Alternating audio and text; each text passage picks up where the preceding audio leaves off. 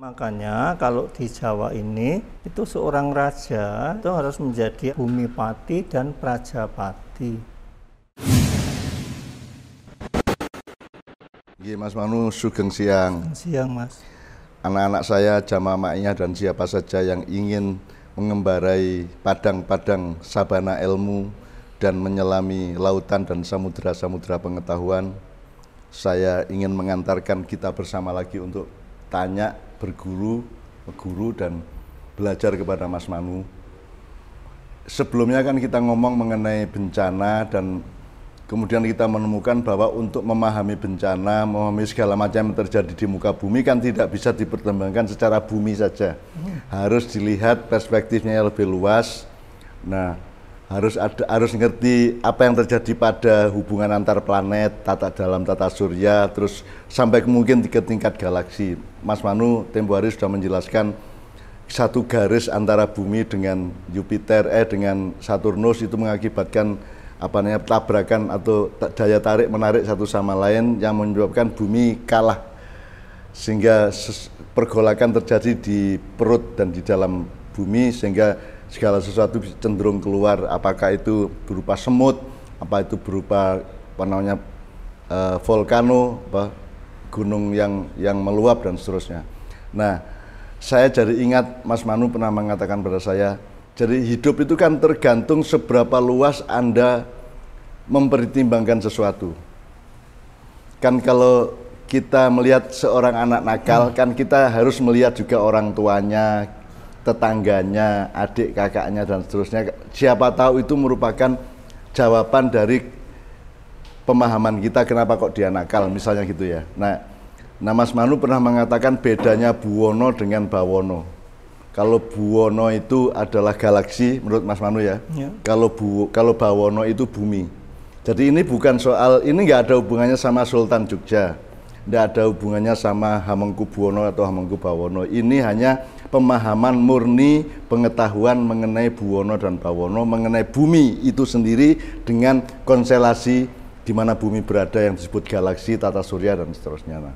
Nah, itu ternyata sangat penting untuk supaya kita tahu bahwa kalau sakit perut itu mungkin urusannya tidak di perut, tapi di tempat lain. Sakit kepala mungkin urusannya justru di perut atau di kaki atau apapun. Jadi kita harus tahu dialektika yang lebih luas, gitu Mas ya. Nah, ini tidak ada hubungannya dengan gelar raja atau siapa saja. Kita ini belajar supaya Mas Manu menjelaskan apa atau bedanya Buwono dengan Bawono sebenarnya gitu. Ya, ini sebagai filolog ya, itu selalu akan memulai pemahaman kata itu dari kata nirukta. Nirukta itu dalam bahasa bahasa Inggris atau bahasa Indonesia, nirukta itu adalah etimologi. Itu kata Bawono dan Buwono. Sebenarnya dua kata ini berasal dari akar yang sama, yaitu akar bu. Bu itu artinya itu ada. Gitu. Nah, kata ini akan ada tiga tataran, yaitu tataran superlatif, kemudian ada yang namanya tataran guna, kemudian tataran werdi. Gitu. Nah, kalau kita itu mengatakan superlatif itu akar bu itu adalah tataran superlatif. Bu itu artinya itu ada, hadir, itu present itu. Present ya. Ya, itu adalah bu. Tetapi nanti kalau dia kata ini naik ke tingkat guna, itu akan menjadi bu, itu ya menjadi unya panjang sebenarnya. Itu. Nah, nanti kalau sudah sampai tataran werdi, tataran tertinggi ini, u-nya akan berubah menjadi au. Werdi itu apa, Mas? Werdi itu adalah tataran tataran kata dalam kata yang paling tinggi. Ya. Jadi kalau di superlatif. Di superlatif itu ya hanya bu begitu. Yeah. Tapi nanti kalau tingkat guna itu menjadi bawa. Kemudian kalau dalam tataran werdi itu menjadi bua. Itu. Nah, kemudian di situ ada yang namanya present medium itu. Partisip present medium. Dengan tambahan ana di belakangnya. Bu, bawa, kemudian ditambah dengan ana menjadi bawana itu. Kemudian kalau yang bau tadi bu menjadi bu itu menjadi buwana itu ya, ini pada tataran werdi itu. Nah, masing-masing ini kemudian akan mengacu pada sesuatu yang berbeda itu. Nah, kalau kita pada tataran guna, itu berarti ini adalah tataran yang disebut dengan tataran yang berkaitan dengan masalah antroposentris itu. Jadi dan itu lingkupnya itu tertentu sekali. Misalnya ada kata Semara Bawana, itu hanya itu adalah wilayah Semara itu. Kemudian kalau ada kata Indra Bawana, itu hanya wilayah Indra saja. Saya agak motong dikit, Mas. Kalau bu kan ada ya, being ya. Kalau ba, akarnya lain lagi itu nanti. Okay. Itu akar lain lagi itu. Nah, kalau nanti pada tataran yang menjadi buana, itu lingkupnya itu menjadi lebih gede, lebih luas. Bukan hanya residence itu bukan, tetapi itu adalah universe. Ini. Jadi kata buana itu sebenarnya sesuatu yang melingkupi melingkupi alam raya. Tidak hanya galaksi, tetapi mungkin tata surya yang lain. Kan tata surya kita ini kan Bima Sakti. Kemudian ada sekarang itu ada Andromeda. Itu kan galaksi yang berbeda itu. Nah, kalau di dalam buana kosa tadi, kosa itu kan perbendaraan. Buana alam semesta, perbendaraan alam semesta. Nah, itu orang Jawa itu bisa mengetahui ada 37 galaksi. Coba. Yang sekarang NASA pun tidak tahu. Kalau menurut ilmu pengetahuan astronomi terbaru, Mas, yang paling mutakhir itu berapa, Mas, galaksi, Mas? Kan sekarang yang diketahui baru Bima Sakti dan Andromeda. Iya, yang lainnya sementara kan, dalam kitab yang Mas Manu punya itu 37 galaksi. 37 galaksi itu. Tapi sekarang NASA itu mulai melihat ada indikasi-indikasi ada galaksi-galaksi lain itu loh. Nah, mereka nggak tahu itu apakah benar galaksi atau bukan itu loh. Tapi di dalam teks Buana Kosa sudah menyebutkan itu. Ini kembali lagi, kenapa kita nggak mau belajar? Iya. Kenapa kita belajar kepada orang yang sebenarnya tidak lebih tahu dari kita ya? Iya, makanya. Gitu ya. Ya, jadi kita tuh sudah lebih tahu lebih dulu, sudah lebih lama tahu bahwa di alam semesta raya ini itu ada sekian puluh galaksi. Dan di dalam teks Buana Kosa itu ada 37. Mungkin orang modern mikirnya gini, Mas, loh dulu itu mbah kita, nenek moyang kita bisa menyimpulkan ada 37 galaksi itu pakai metodologi apa kan gitu. Kan biasanya orang modern itu kan fanatiknya di situ. Kalau metodologinya tidak sama dengan mereka, maka hasilnya juga tidak diakui kan gitu, Mas. Ya. Sebetulnya mereka itu metodologinya itu dengan matematik, Mas. Dengan matematika loh itu. Itu yang disebut dengan ada namanya itu Vedic matematik. Nah, ini tuh bisa mengetahui alam raya yang di luar galaksi kita itu loh. Jadi di luar sana tuh bisa dihitung itu loh. Kalau sedang upamanya ya, ada konstelasi Saturnus dengan Jupiter misalnya. Ini nanti yang di luar sana kan kelihatan apa itu loh. Itu. Kemudian kalau nanti Merkurius dengan dengan Venus. Nanti yang kelihatan apa di sana? Itu. Nanti apa? Uranus dengan Neptunus itu. Nanti yang kelihatan apa lagi di sana gitu loh. Nah, itu jadi koordinat iya, tertentu membuka perspektif yang berbeda gitu iya, iya. Sehingga bisa ada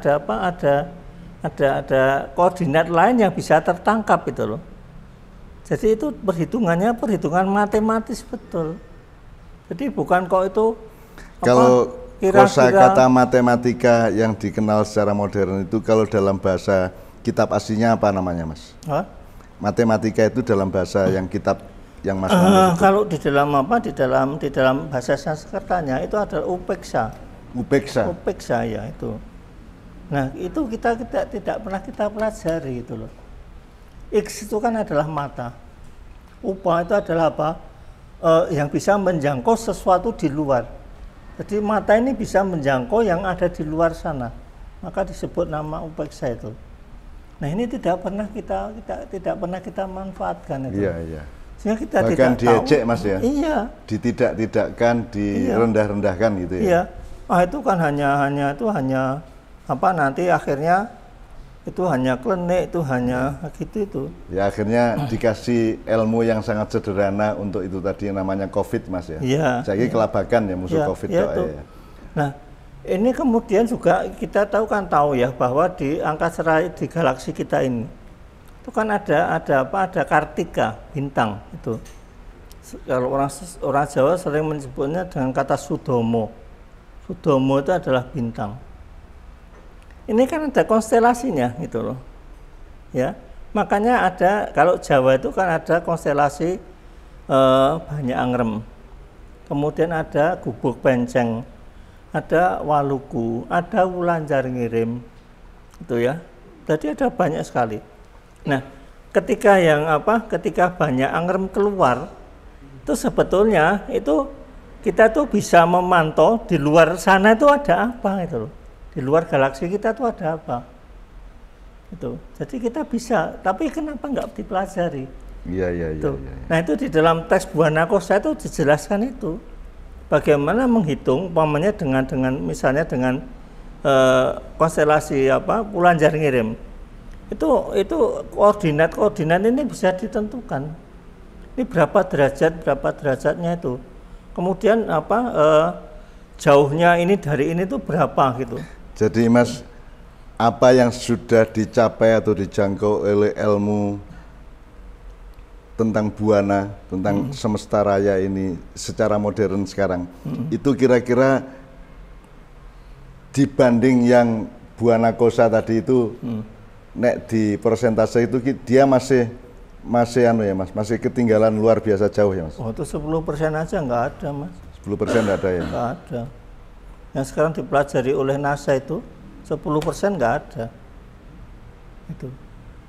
Karena apa? NASA itu hanya terbatas sampai galaksi kita saja. Baru menentukan Pluto itu itu planet atau tidak saja masih debat kok. Itu loh. Padahal nenek moyang kita sudah bisa menentukan itu. Pluto itu? Iya, menurut mereka planet. Karena menurut keterangan itu di dalam teks itu di sana pernah ada kehidupan. Pluto ya? Iya, pernah ada kehidupan itu. Nah, berarti Mas, saya tanya ini agak belok tapi masih dalam lingkup ya.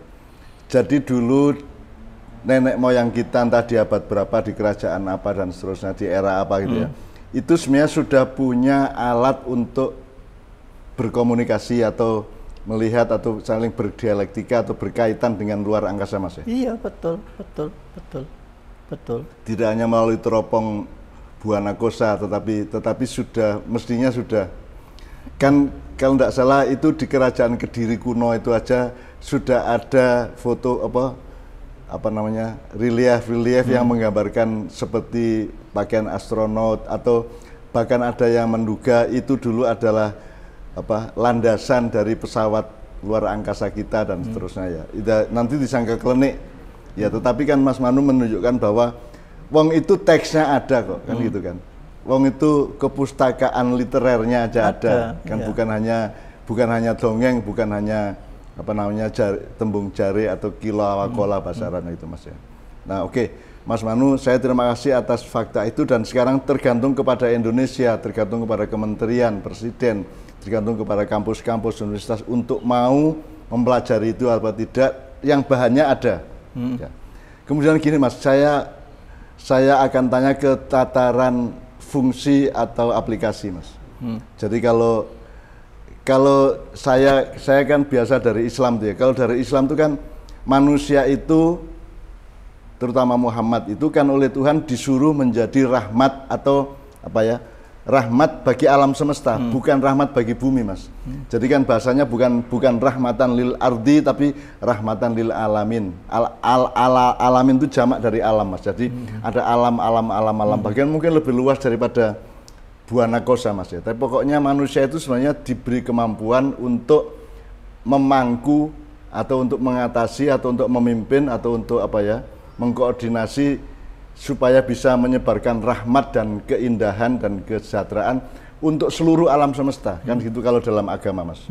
Nah, saya membayangkan kalau kita tarik garis ke hamengku. Hamengku itu kan cara orang Jawa untuk memangku Mas ya. Jadi ibu memangku atau kalau bapak mengayomi. Terus yang dipilih oleh etos Jawa adalah hamengku. Jadi hamengku itu sama, menurut saya itu sama dengan rahmatan lil alamin. Jadi seorang kakek mangku cucunya itu kan berarti dia memberi rahmat kepada mentransfer rahmat kepada cucunya. Jadi kalau seorang raja Jawa itu memangku jagat raya alam semesta, berarti dia punya kewajiban dan mengaplikasikan bahwa dia memberi rahmat bagi seluruh alam semesta. Jadi hamengku buwono itu kalau saya mencari padanannya dalam Islam dan bahasa Arab itu ya rahmatan lil alamin itu Mas gitu. Nah, tetapi kan sekarang apa namanya, pertimbangan kita kan pertimbangan bawono Mas, bukan pertimbangan buwono. Jadi kita berpikirnya tuh bumi itu aja enggak lengkap Mas ya. Itu aja kita rusak sendiri dan seterusnya. Padahal kalau mengacu kepada buwono tadi kan hamengku buwono berarti dia adalah rahmat untuk seluruh jagat raya alam semesta kan gitu. Nah, sekarang kita lebih sempit lagi. Bahkan kita menebang pohon, kita tidak memperhatikan 100 meter di sekitarnya kok, jangankan kok alam semesta. Ya Mas ya. Memasukkan sampah ke sungai kita juga tidak memikirkan 200 meter di sekitarnya kan. Iya, dan jadi kita sekarang itu sudah menjadi makhluk yang paling sempit pertimbangannya, paling pendek apa namanya cara berpikirnya, dan paling elementer, dengan kata lain paling bodoh lah dari makhluk-makhluk yang sudah pernah ada sejak lama gitu Mas ya. Nah, gimana Mas soal memangku ini Mas? Memangku buwono apa bawono? Bukan saya mempersoalkan gelar raja ya. Secara ilmu aja. Kita bedakan ya, hamengku dan hamangku itu beda. Mengku itu dari kata wengku. Wengku itu adalah kalau kita mengambil sebuah tampah. Itu kan ada bunderan dari kulit kayu itu. Kemudian dia yang menjepit gedek di dalamnya itu namanya wengku. Jadi wengku tuh begini loh Mas. Itu. Oh, jadi dia lebih daripada mangku ya Mas? Iya, lebih daripada mangku. Jadi kalau mangku itu hanya menaruh di atas paha. Iya. Kalau wengku itu tuh begini. Dirangkul, dipeluk gitu Mas ya. Merangkul betul gitu loh. Semua yang ada di sini itu adalah merupakan seolah-olah ini adalah milikku itu loh. Ya. Tanggung jawabku. Tanggung jawab saya. Ini kasih sayang saya. Yang harus saya wengku, yang harus memang saya lindungi. Maka wengku itu sebetulnya harafiah itu artinya perlindungan itu, ya, perlindungan. Jadi pemimpin di dunia, di negara manapun, di kerajaan manapun, tugasnya sebenarnya adalah melindungi alam semesta gitu ya Mas ya. Kalau diambil dari substansi filsafatnya hamengku tadi itu. Hamengku itu, makanya kalau di Jawa ini itu seorang raja itu harus menjadi menjadi bumipati dan prajapati. Bumipati, pati itu artinya adalah suami. Jadi raja itu harus menjadi suaminya bumi. Itu artinya dia itu mengku. Iya, Gitu loh. Mas. Tidak hanya tidak hanya sekedar Iya, Mas. ini astri saya ini yang harus. Jadi saya agak lega, Mas, karena selama ini saya secara ngawur itu berpikir gini.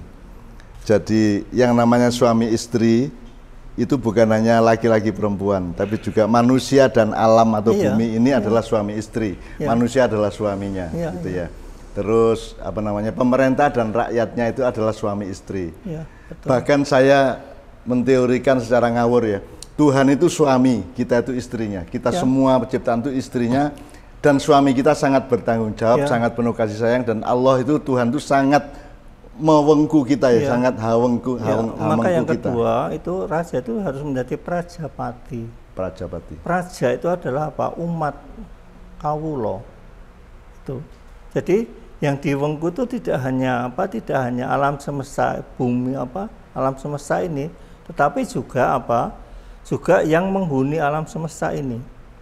Nah, praja ini dia itu kan sebagai penghuni ini dia itu kan berjalan melalui ruang dan waktu. Nah, raja ini harus bisa harus bisa mengkoni perjalanan ruang dan waktu ini, gitu loh. Jadi tidak hanya sekedar kawulo dalam pengertian manusia atau hewan-hewan itu, tetapi juga perjalanan manusia ini. Iya, dinamika perjalanan kehidupan, Mas ya. Dari masa lalu, masa kini, masa yang akan datang itu harus bisa mengkoni itu loh.